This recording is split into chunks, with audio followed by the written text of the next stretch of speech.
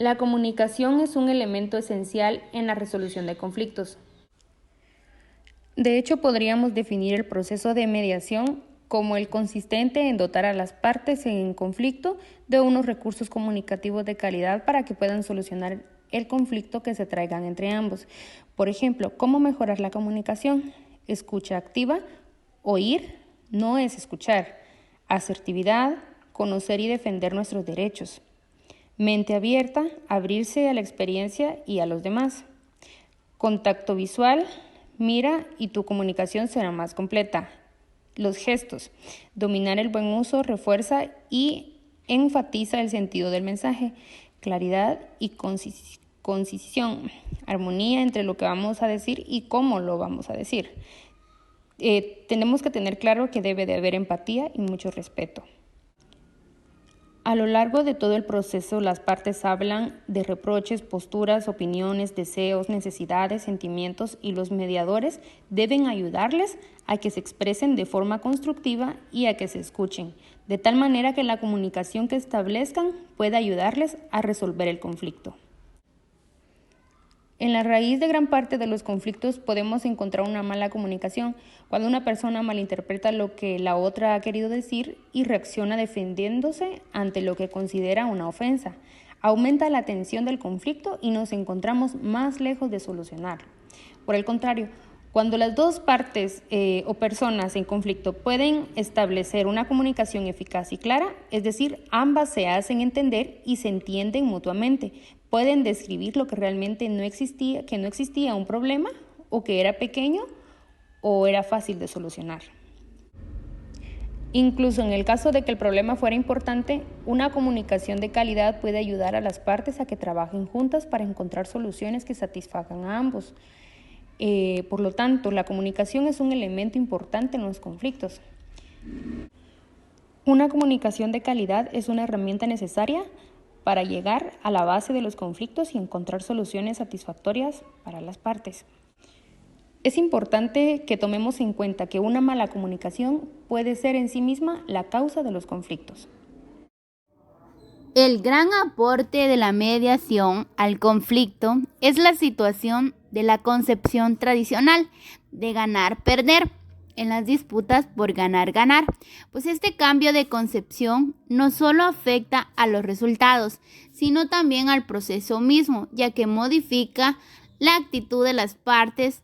Lo interesante de este proceso es que se descubre la importancia de los intereses en las disputas y como un buen análisis en cada una de las partes se puede llegar a elaborar una solución que complazca a ambas partes.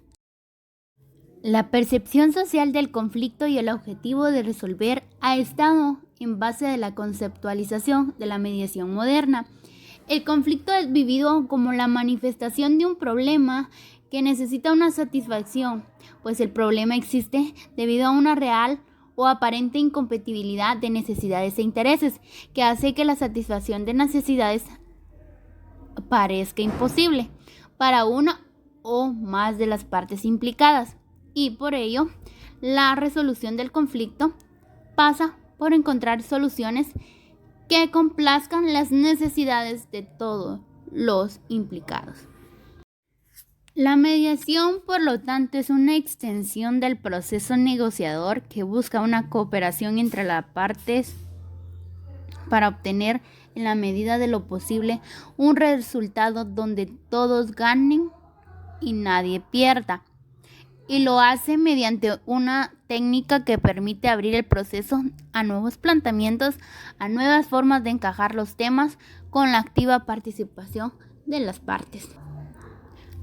Normalmente el proceso de la mediación se da a corto plazo, encierra forma y con la ayuda de los participantes trata de aislar temporalmente los problemas en disputa, con el objetivo de encontrar opciones y considerar alternativas. Para esto llegar a un acuerdo mutuo y que se ajusten a sus necesidades. La mediación es una aproximación interactiva al conflicto de principio a fin, puesto que en la fase de prenegociación tiene que ayudar a crear una atmósfera psicológica o política, conducente a que sean posibles ciertos movimientos. En la fase de negociación activa debe ayudar a vencer obstáculos para una negociación productiva y a sacar nuevos planteamientos. En la fase de posnegación, finalmente debe contribuir a implementar acuerdos negociados y a la construcción de una paz duradera. La función de la persona mediadora es la de reconciliar los intereses de las partes en litigio, buscar un equilibrio de poder que conduzca a ajustes, ayudar a las partes a examinar su futuro y sus intereses o necesidades. La práctica de la mediación a cualquier nivel de las relaciones humanas supone un aprendizaje y un adiestramiento en la solución positiva de los conflictos.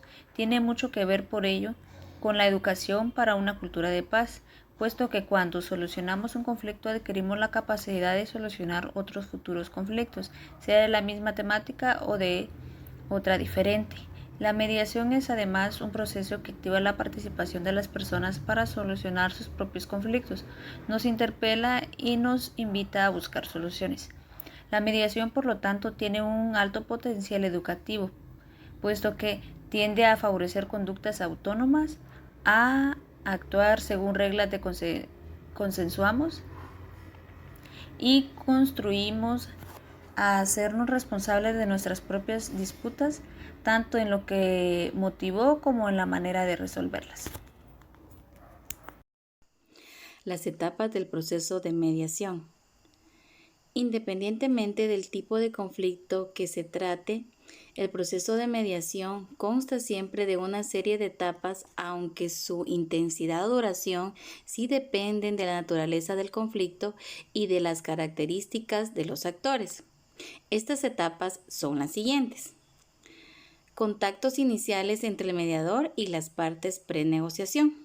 Normalmente a través de reuniones privadas con cada una de las partes, el mediador ha de saber lo que cada parte está inicialmente dispuesta a transmitir y compartir con la otra, y ha de ganarse la confianza y la credibilidad de todas las partes. Otra etapa es la recopilación de la información sobre el conflicto y las personas e identificación de los puntos más importantes a resolver. A partir de ahí, el mediador establecerá una primera estrategia sobre el proceso. Otra etapa es el establecimiento de las líneas generales del proceso. A esto le llamamos reglas del juego. Incluye el acuerdo de confidencialidad, las normas de comportamiento que hay que observar durante el proceso y las normas de funcionamiento. Empiezan las reuniones conjuntas, aunque puede mantenerse otras por separado. Redefinición de las incompatibilidades, reformulación. Mediante una serie de técnicas se replantean los marcos de comprensión del problema para lograr nuevas aproximaciones, obtener nuevos consensos y atenuar las posiciones de incompatibilidad. El mediador ayuda a las partes a desear y desarrollar soluciones creativas y aporta ideas propias que puedan ser valorizadas por todas las partes. Elaboración de un primer bloque de propuestas y acuerdos. Esto significa generación de opciones. Esta sería la última etapa. Se crean y evalúan áreas de acuerdo. Se reducen los desacuerdos y se avanza en el consenso. El mediador ha de procurar que las partes superen las inquietudes que aparecen al hacer concesiones y que a veces pueden parecer capitulaciones. Se evalúan los beneficios de seguir y los costos de no hacerlo. Acuerdos y compromisos. Se llega al consenso sobre propuestas y se identifican los pasos a seguir para que los acuerdos se hagan operativos. Con frecuencia, una vez se logran determinados acuerdos, las partes deciden conceder mayor poder al mediador con el propósito de asegurar que no habrá vuelta atrás en el proceso, puede ser el momento de abordar cuestiones pendientes, verificación de los acuerdos, creación de mecanismos de seguimiento, vigilancia y sanción en caso de incumplimiento.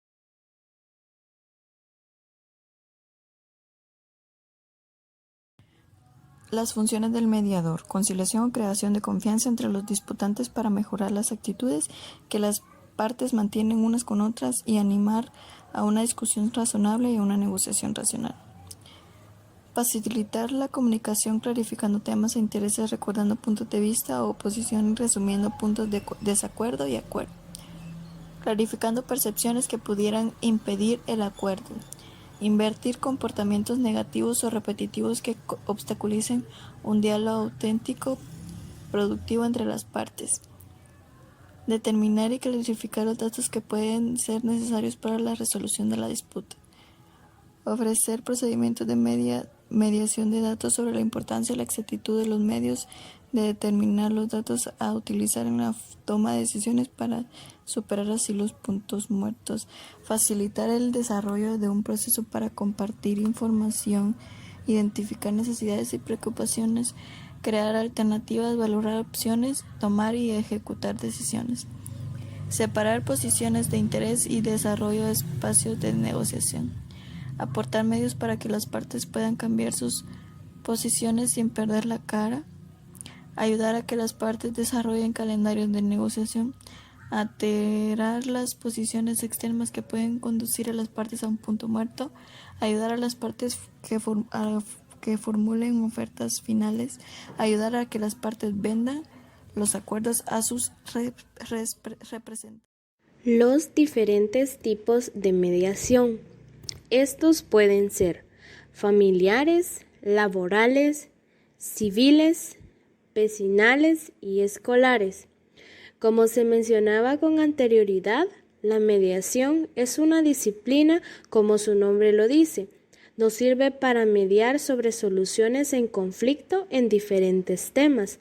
Estos pueden presentar tanto en familias como en situaciones laborales. Consta de un tercero neutral profesional del área, que consigue que dos o más personas de forma voluntaria lleguen a un acuerdo pacífico a través de un número de sesiones. Existen variedad de especializaciones dentro de la mediación, como lo son familiar, el cual involucra a un familiar y puede ser entre parejas, hijos, padres o abuelos. El más conocido se da dentro del divorcio, el cual funge para ayudar los procesos de separación y evitar terminar con un caso judicial. Es muy recomendable acudir a una mediación, sobre todo cuando se ve implicados los hijos. Así se busca resolver de la manera más pacífica para que no solo se logre un desenlace exitoso, sino una empatía y una buena comunicación. Escolar. Para obtener un ambiente escolar saludable y como campaña anti-bullying, se forma un sistema donde participen estudiantes, profesores o familiares. Se separa un grupo de mediadores de la red para gestionar el conflicto. Vecinal.